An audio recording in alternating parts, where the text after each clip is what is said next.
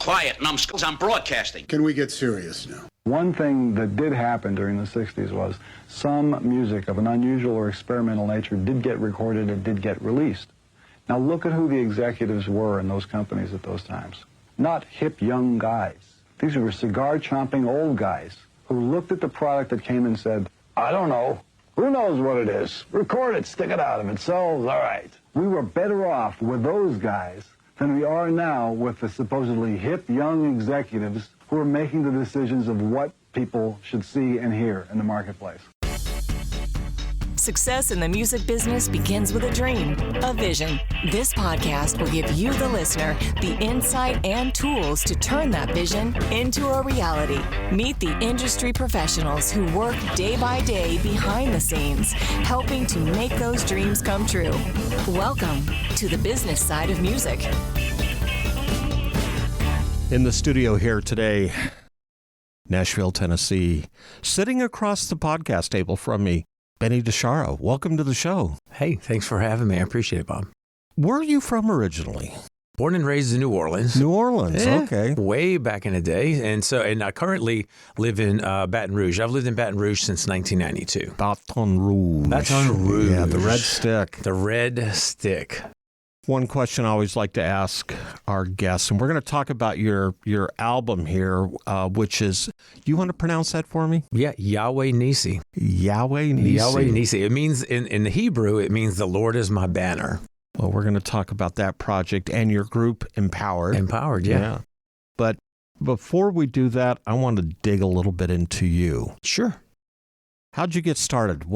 As a kid growing up, were you musically influenced, or is there... Yeah, like heavily. The whole family, especially not on my dad's side. My dad was Sicilian. Wasn't a lot of music happening there. But on my mother's side, she's one of 8.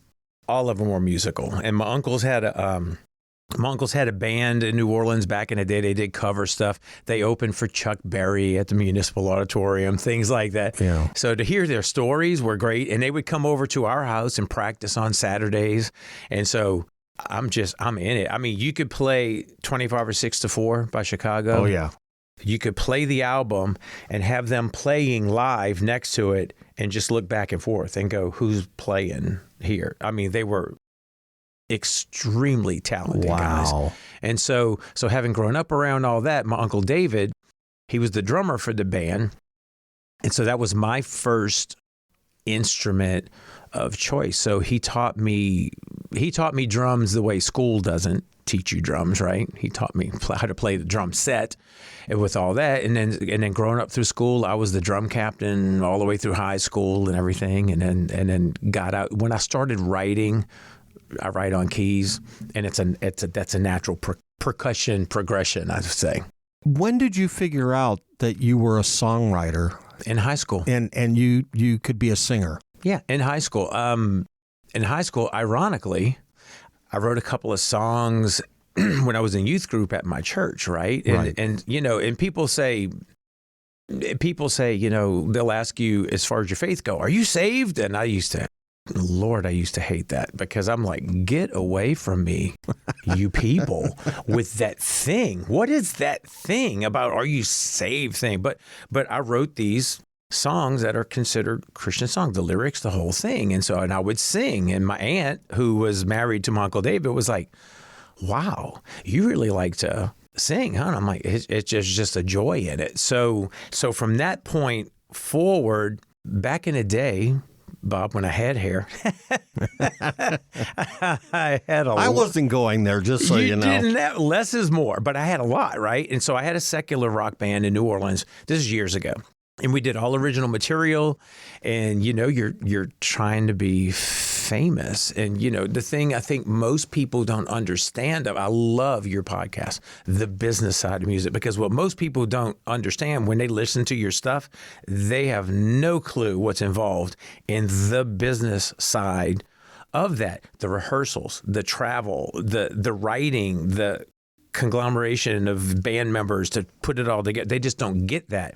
And they hear a 3 to 4 minute song and they go, man, that's amazing. That must have just clicked, right? And well, yeah, but there's a lot of electricity had to go to that, right? And so You get that in the process. And so for me, with all the secular, now we weren't heavy metal or anything. We were just rock, but all of our lyrics were like uplifting. We didn't sing about smutty stuff or some of the things that a lot of rock bands were singing. It was positive. Yeah, absolutely. Something that people could tap into and just go, man, that's just amazing. And so, and we did the club circuit around New Orleans and did the region. And, the closest that we ever got to taking off, here's one for you. You ready? So we were personally invited on their tour bus. They were in New Orleans doing a show, and it was King's X. Oh, yeah. And this is back when King's X was killing it. I mean, they owned MTV, that whole bit. And so we, back then, you drop a press kit off, it was a typed sheet of paper of what you've done in a cassette. And but we got to see their show. 3 guys, sounded like an 8-piece band. It was amazing, and amazing to get to meet them. And they were just real guys. So that's the closest that we ever got to it. And then 91-ish, 92-ish or whatever, I went through a really bad divorce, and the band, there was a lot of things going on within the band too. And so when we split, the band split. And I walked from the band, and the band was like, you can't leave. I'm like, I formed this band, so yes, I can. And I'm going to. We hear that story more often than not. In fact, I'm going to back up just a little bit Sure. when you talk about the business aspect of it. Working with so many artists over the years, I always find that there's this creative component. We're all very artistic. We call ourselves creatives in this business, but we keep seeming to forget that second word, which is business. Yep. And that aspect of it. So for you to walk away with something, or maybe I should say it this way, for you to walk away from something that was on the edge of success, how difficult was that for you? It was hard, but I knew I needed to do it for me. And then I had 2 other driving factors, right? The 2 other driving factors, one's name is Brandy. She's my oldest. And the second is Benny, my son, Benny the second. So for those 2 reasons, I was like, right now, this whole thing is an unhealthy thing. And I need to step away from that. And a lot of times, and listen, I wasn't saved and all the things like I am now. Back then, this was just straight up. I knew I needed to get away for the sake of my kids, actually, not for the sake of me. Were there drugs or alcohol involved at that point? Or was it just a lifestyle that you just didn't want anymore? People do not believe this. I've never done drugs because I live on a ceiling, right? So I'm like, don't need that. Never done drugs. Being backstage at so many shows, I saw it enough to go, oh my Lord, I don't need to be that dumb. So I didn't do it. Right. Smoking, all that kind of stuff, never touched it in my life because I literally thought I'd be burning money, right? No offense to those who do. No, but that's such a good example of, you're right. It's just, I read a while back where Steven Tyler, I don't remember the exact figure, but I believe it was millions were spent on doing drugs. Yeah. And when you think about what you could do, now I know when you make that much money, does it really matter? But at the same time, it's just, we need to be smart. First of all, with our lives, and Right. second of all, with money. And I'm the poster boy for being able to screw those things up. Trust me. But yeah, if you got it, once again, I get back to it. You got to treat this like a business, even though you're creative. It's true. And, you talk about that, the smoking and the drinking and now, okay, let me, because I don't want to be poster boy, altar boy here. Back in the day, I would drink like a fish. So we played a show once and we packed this place out and we get done and we're done unloading, and we'll talk a little bit about that, about the business side. And the guy goes, I can't pay you. And I was like, I beg your pardon? Because we just did a 3-hour headliner set for him. Right. All originals. And I'm like, I beg your pardon. He goes, I didn't cover the door. And I'm like, you are such a liar. This place was packed, and I know what your cover charge at the door was, and I know. And I said, so I'm not leaving without payment of some sort, man. It's just not going to happen. He says, seriously, I don't have the money. I'll give you all a beer you want to drink if that's the case, but I can't get, and I'm like, well, load them up and skip the mugs. And so he gave us beer in pitchers, Bob, right? And we're all sitting there toasting with pitchers. I remember the second one. Don't remember how I got home, right? All that kind of stuff. So, I mean, as far as a vice, that was about as bad as it got for me. Looking back at that, I go, whew, man, God must have really loved me because I walked away from that. But in a sense, he really did have a plan for me because we're talking today, right? So there's that. And one of the things I do want to talk about, we're going to take a break and get a word in for one of our sponsors, but you also endured a traumatic brain injury. Oh, yeah. And I want to go down that path as soon as we come back. Sure. Hi, this is John Schlitter-Petra, and you're listening to The Business Side of Music. You're listening to The Business Side of Music. As a musician, you have a dream, that vision of what success looks like for you. Though it's not only about the money, money is part of it. Whether you've been extremely successful or you're just striving to maintain a regular cash flow, you need a plan. Money Concepts can help you develop a customized plan to achieve the financial stability and success you want. For over 40 years, Money Concepts has been providing holistic financial planning services to individuals, families, and business owners. As an independent firm, Money Concepts and their associates are committed to always represent the best interest of the client. It's really about a committed, benevolent interest in them personally. This independence, coupled with that committed, benevolent interest, means they represent you, the client, not a product supplier.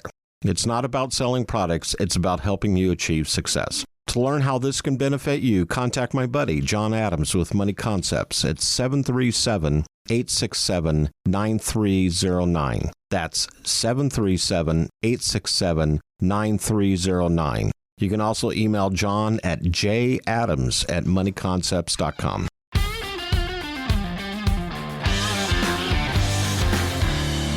Hey, this is Jack Sharkey, host of Between the Notes. Take a break from all the turmoil in the world and join us each week as we explore the magic, mystery, and beauty of music. Between the Notes, a podcast dedicated to everything music, available everywhere you get your podcasts.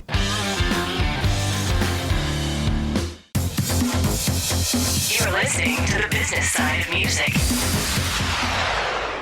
Back in the studio here in Nashville, Tennessee, Business Side of Music, sitting across the podcast table, Benny DiChiara, who has his group Empowered. We're going to talk about that.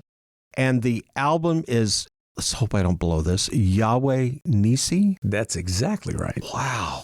Not bad for a Friday afternoon. Not bad for a Friday. Before we took a break, we talked about one thing in your life that changed pretty dramatically when I got the cliff notes, the bullet points from Benita, your publicist. You had a fall. Yeah. And out of that was some pretty traumatic brain injury. Yeah. What happened? That was great. That was great. Yeah. Thank you for asking. It really was in retrospect. Yeah. So 2016-ish, there's this big election thing going on. So, and I'm a politico in the house. My wife is not. So I'm staying up late watching because there were a lot of crazy people running for office, and I wanted to see who was least crazy and who lined up with me the most, right? So I stay up late.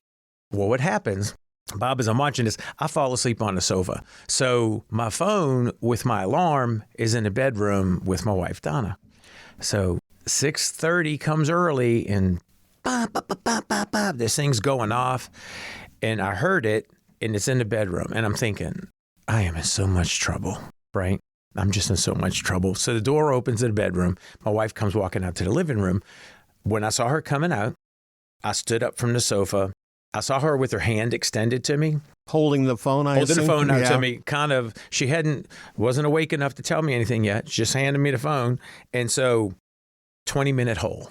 I've got zero memory after that. The last thing I saw was her extending the phone out to me. So what she tells the brain surgeons, and my brain surgeon, when I went to the hospital, was as she was holding the phone to me, I got to the hardwood section of my living room. And when she was standing right beside me, I was already horizontal. And he's like, did he slip? Did he trip? Was there water, socks, any of that? She goes, nope. You just went down. Went down. How did he catch himself? Everybody tries to catch himself. She says, oh no, this was like a board falling. And when my head hit the floor, it sounded like a gunshot went off, she said. Holy cow. So she said, I rolled over and I tried to crawl on my hands and knees toward the recliner in the living room. And she says, no, don't do that. You need to come lay down in the bed. So in my prior life, I was a United States Navy corpsman, which is a medic. So you never lay someone down when they have struck their head. You could sleep them into a coma. But at that point, I'm incoherent. I climb in bed. After a few minutes, the room's spinning. I hear sounds in my head. And the nausea, just all the training that I had from way back when I was 22 years old as a Navy medic, right, came flooding back. I looked over to her in the bed and I said, we need to go now. Something's not right. So she was able to put my arm over her shoulder, walk me to the car. We went to the hospital. I can't even tell you how many MRIs I've had. I should be able to see through stuff. It's just, they had me in there. And so what happened, their diagnosis was I had a traumatic brain injury with a frontal lobe crush in the front. I didn't split. It was in the back of my head, a double fracture in the back of my skull. I did not break the skin and bleed out. So I bled out into my face, like across my eye. ICU. Yeah, it was like 3 days in the hospital, whatever, until they finally said, listen, you can go, but you're shut down. Your brain is going to shut down. That's how it heals itself. So the first month, I think I slept about 20 hours a day. Oh my gosh. And Donna became a full-time nurse. And every 3 hours around the clock, she would wake me up and give me a Powerade, some like a Ensure, because I wasn't eating, and meds every 3 hours. I had to sleep upright in my recliner, so I lived there for 3 to 4 months doing that. And then after that first month, I started to come out of it. But, you know, at that point, Bob, I was using a walker in my house to get around, like a walker. And I'm on the ceiling most of it. I wasn't putting words together. If you and I were talking, I would say, so Bob, today on the way here, so the way it was coming, like I'd see the words in my mind, right? Right. Today, those go together. And how so you had to parse them all out. Yeah, and how I saw it in my head is how it was coming out verbally. And I'm on a ceiling. My wife loves when I'm sleeping, so I'm hard to deal with. And so that's how I finally started coming out of it. At that point, was the band empowered together? Yes. Yeah, we were. So Yahweh Nisi is our new record. Our last one was called 3 Days. And so we were in the process of putting that record together. So if I could share, just by this point, I'm saved. I've got the Christian rock band, the whole thing, right? In November, sometime in around November, my wife was able to leave me at the house because I had a walker and go to the store and do things that she hadn't been able to do for a month and a half because she'd been caring for me. So she left. I'm sitting in the recliner in the living room, and I hear this male's audible voice, audible now, say, Benny, I have huge and great plans for you coming out of this thing. So I'm looking around because I was scared. I was scared. I thought somebody was in the house, but I knew who it was. Yeah. And so as a Christian artist, you know, the Holy Spirit will dial down some information and say, run with this. And then you write the song and this was audible stuff, right? And this happened a couple of days in a row. And the very last day that I hear this, he says, Benjamin, he went biblical on me. I'm telling you that I have huge and great plans for you coming out of this thing. So I'm sitting there, I'm like, all right, Lord, I know what you're doing. So my favorite Bible verse of all time is Jeremiah 29:11, right? And so for those who don't know, for I know the plans I have for you, says the Lord, plans to prosper you and not harm you, plans to give you a hope and a future. And I'm like, God, you're affirming me through my favorite verse. This is crazy. And then he tells me the next song you write for me will be titled Jeremiah 29:11. He says, but this is what I want. You don't have to repeat the verse. He says, I want you, when people listen to that song, I want them to know that how I stepped into your life and saved it, I can do it for them if they just press into me. And that was all she wrote. I broke down like a 2-year-old crying. And then he audibly gave me every lyric for that song. So that was on the last record. And that was coming through the portion of my recovery, right, where I started coming back. And then we after that, we did a festival, Bob, outside of New Orleans, and Seventh Time Down was headlining. So 3 days for the title track of the record was like in its infancy, and we closed our set with that. And afterwards, Mikey Howard, who is their founder and singer and all that, and he's like, I need to talk to you after the show. And I'm thinking, I'm in trouble. Talk about the business side of music. I'm like, boy, I have blown the business side of something here. But we had an hour discussion backstage after whatever, which at the end of it, he's like, hey, man, you know, God's telling me I need to produce you guys. And I'm like, shut up. Literally, I said, shut up. And because that doesn't happen often or whatever, but he's such a mentor and a role model and just a straight up good guy. And so our last 2 records he's produced, and it's been phenomenal stuff. Let's take another step back. Sure. The band Empowered, how did that come together? Because it's you and 4 other gentlemen. Correct. How did you find those guys, and how did that all come together? Because you came from kind of a secular rock and roll lifestyle and stepped into this. Let me say this to the business side of how a band comes together. A buddy of mine he's in radio in Baton Rouge, and he says, I've been checking your social media stuff is blowing up, dude. And I'm like, there's some stuff happening. Right. And he goes, yeah. And it's happening so quick. And I said, can I help you with that? He says, what? I said, 97. He says, what does 97 mean? I said, 97 means 1997. That's when I founded my band. That's when you founded Empowered. Okay. And he goes, you're kidding me. And I'm like, no, I'm not. And he goes, that's years in. I said, nobody sees the tracks being laid. Nobody sees the locomotive get built. Nobody sees the coal car get loaded. Nobody sees the coal getting loaded into the train. It's when the train's moving that they see it. I said, and dude, that's just the business side of it. Everybody thinks this. That's a great analogy. I like that. Right? Everybody thinks this is an instant success thing, and it's really not. What I can tell you, and I've been through band members like crazy. So I've got Shane on guitar. He's lead guitar. I've got Justin on guitar. They're both disgustingly talented. Like, oh, let's do a drop D and do. I'm like, y'all go talk in a corner, man. And then so I've got Jeffrey's the baby. He's on bass. Mick is on drums. I was doing keyboards and singing a lot, going back and forth. And now I've just pitched it. And now I just front the band. I write the songs and I front the band. So, and that took a while, but these past 2 records has been this band, and this is the band. And I look back at it, Bob, and and I'm like, I can see every place from where I've been musically and see God's hand in it going, I was preparing you for this. I was preparing you for this. I was preparing you for this, for these guys to come into your circle, these guys to be your brothers in the band. This is it. Okay, now you're here. Now I need you to do what I'm calling you to do. Even in my secular band years ago, I had a stage where my keyboards were, and I had a ramp that my brother-in-law was playing lead guitar. He'd run up the ramp with high five, the show. And on the ramp, I had a star with a cross in the middle of it, and the tail of the cross came out the bottom of the star. And I would have people after shows going, what is your logo thing up there, man? I'm like, hey, a star's who I want to be, and the cross is who's going to get me there. This was my answer, unsaved, didn't know. Yeah. Right? And I look back at that now, and I just chuckle, and I'm like, wow. Talking to me then, and I didn't even know it. Yeah. Oh, it's such a blessing to be moving.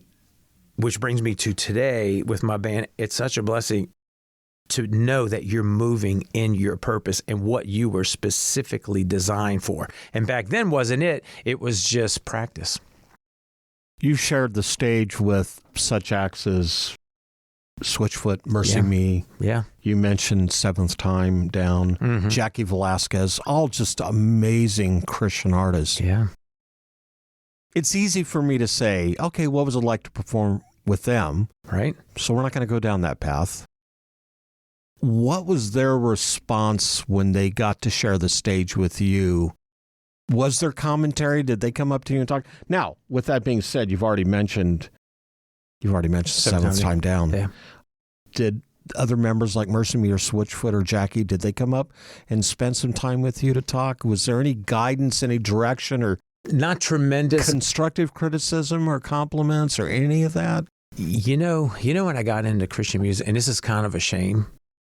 Good Lord, I might be in trouble for saying this, but I thought it would be different than when I did the secular music. But it's not. It is not. In fact, that's something that any of our listeners out there, any of our viewers on the webcast, because I worked in the Christian music industry at a label, and once again, remember that word, business.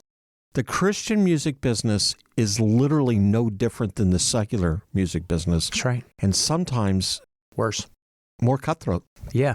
And, and so for me, on that business, I mean, because we'd get comments, all that, we'd get Audio Adrenaline, they were a hoot. Because I had a chance to talk one-on-one with Mark, and then Mark was very edifying. I mean, that's when before he lost his voice. And going through they were fantastic. Mercy Me, they showed up at the very end of our opening set. Bart was like, "We're so sorry, man. We wanted to catch your whole set, and we were coming back late from dinner." And I'm thinking in my mind, who are you to tell me you're sorry? Right? But that's a compliment in itself. It was. Yeah. And so we got to hang out after, man, let's go get some pictures and do all that kind of stuff. And I'll tell you, every guy in that band was great. Then I went and saw his movie afterwards, and all of it made sense to me, right? Because they've been there and done that, and they understand it in its relationships, right? Everything. You and I having this talk today, it's relationships. I think my biggest disappointment, I think, in the industry is that, the artistry's gone. Nobody cares to spend time to put artistry in their music. They just sort of want to do whatever they can do to get 15 minutes on YouTube, I guess. This is just me. That's all they're looking for. I'm going to tell you, I agree 100%.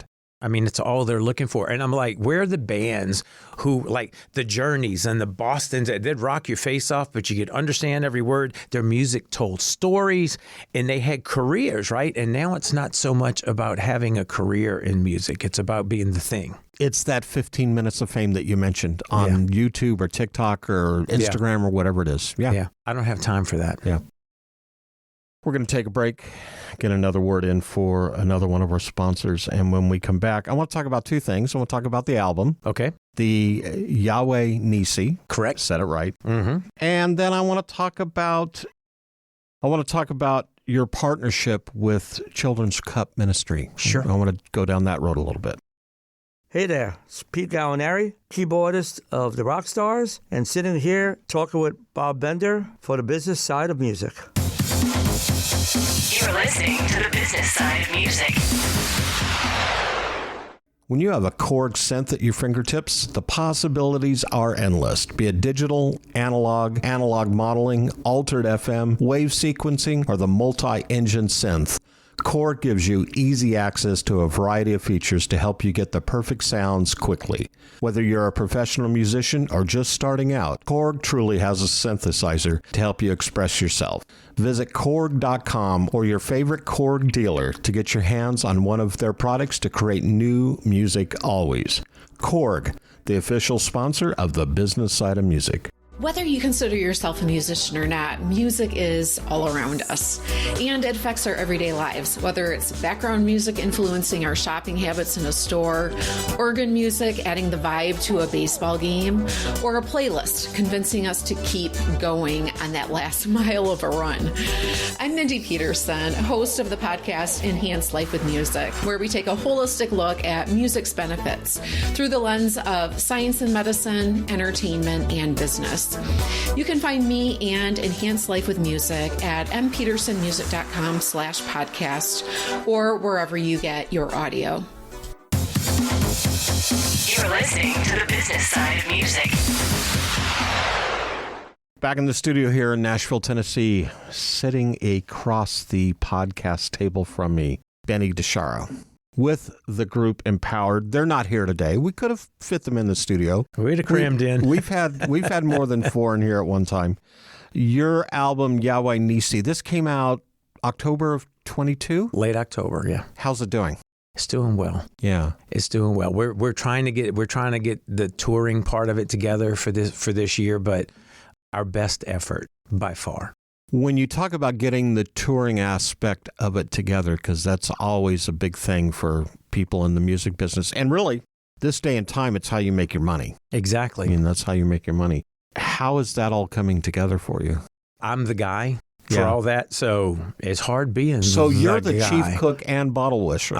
Everything. Yeah. Chief cook and bottle washer. And bottle washer, and feed the babies, and do all of that part of it. So So you're managing the band. You're booking the band. Yep. Yeah. Every single thing. When do you have time for that?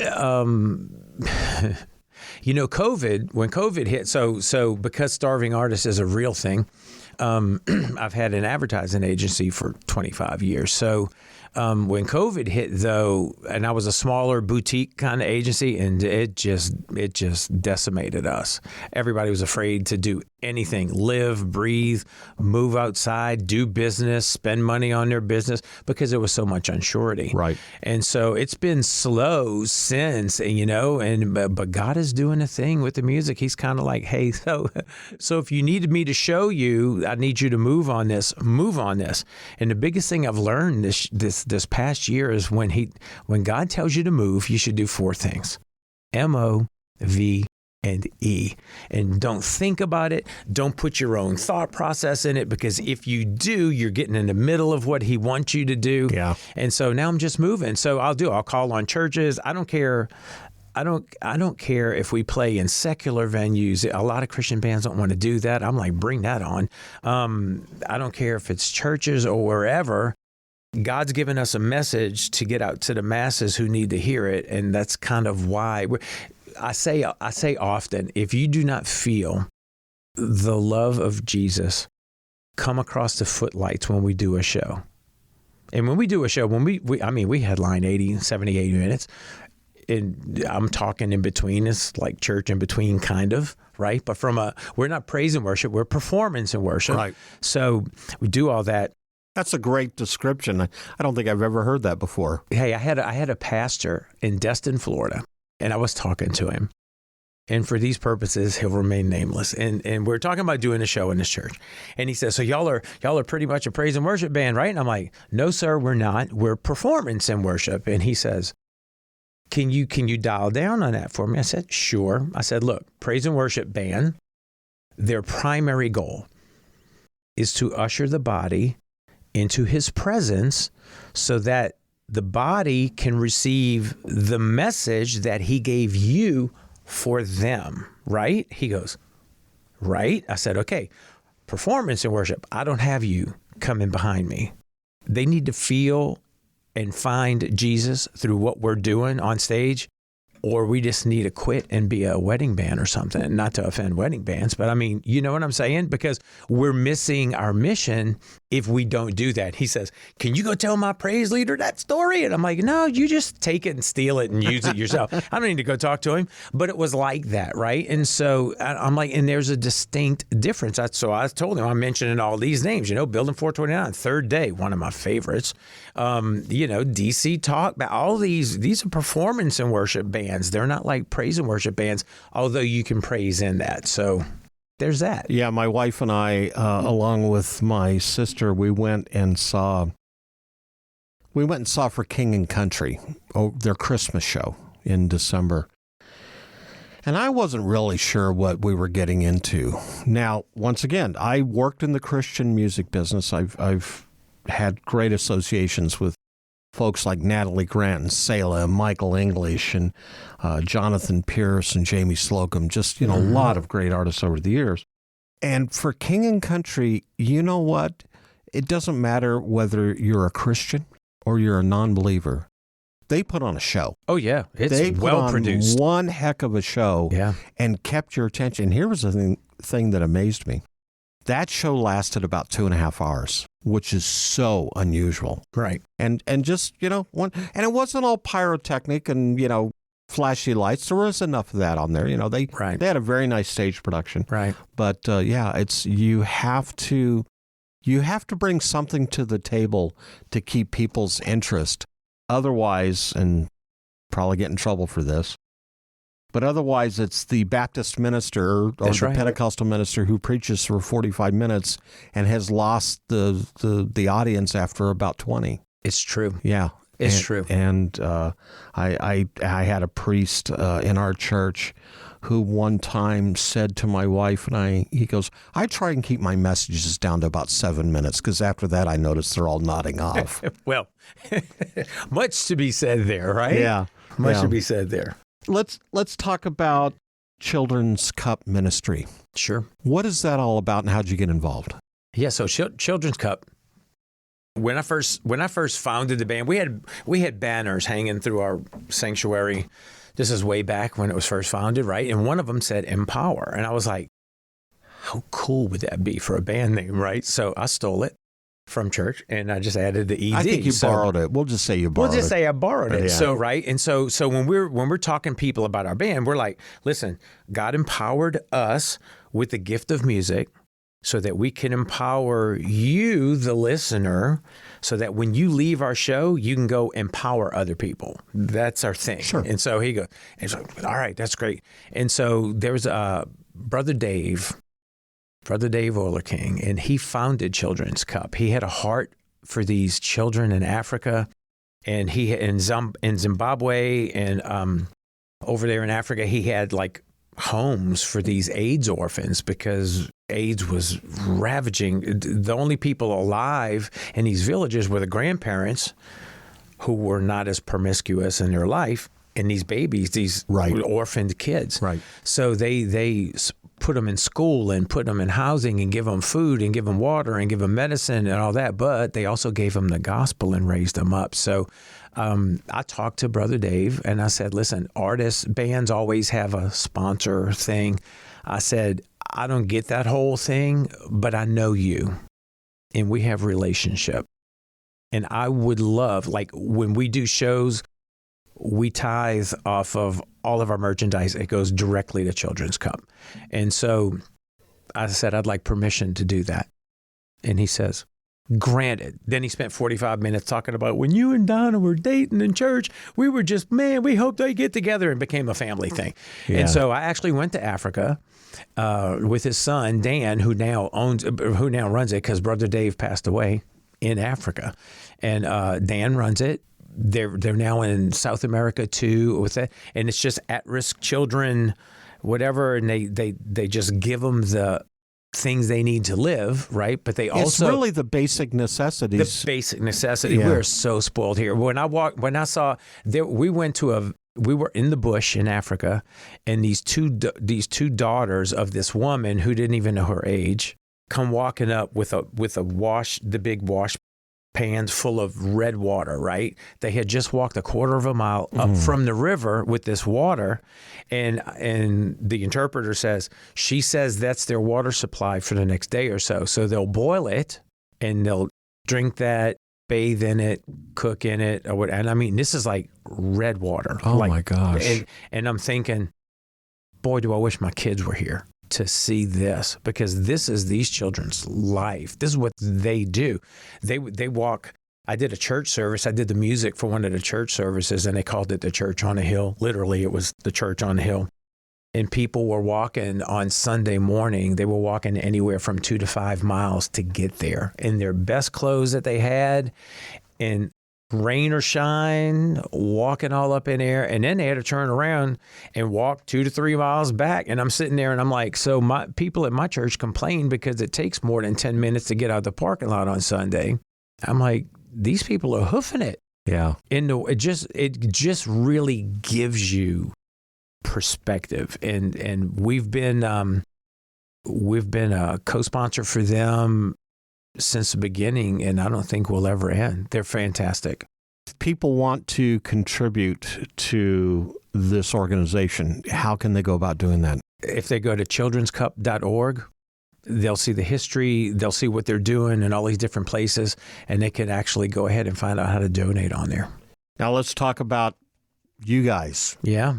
You want to go out and you want to purchase this CD or your first project. How do they go about doing that? Well, we're on every streaming. That's the easy thing now, right? It's the digital streaming. We're on like 40 opportunities to do that. But, that being said, and I brought you the CD today because I'm old school, and you'll never replace this. Digital will never replace the in-person experience. Right. COVID locked everybody down. Oh, I'm listening to music. There's nothing like a live show and making that commitment. So we have the CDs, and you can go to CD Baby to get physical copies of it, or you can stream. And your website.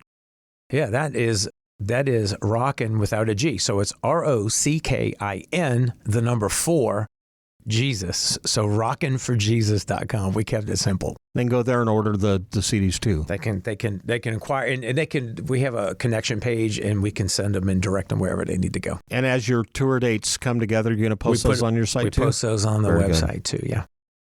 Thank you so much for being on the show. I appreciate it. Thanks so much for having me. The Business Side of Music is the creation of Tom Sabella and Tracy Snow and is produced by Bob Bender. The Business Side of Music is recorded at Music Dog Studios in Nashville, Tennessee. Production sound design by Keith Stark. Voiceover and promo by Lisa Busan.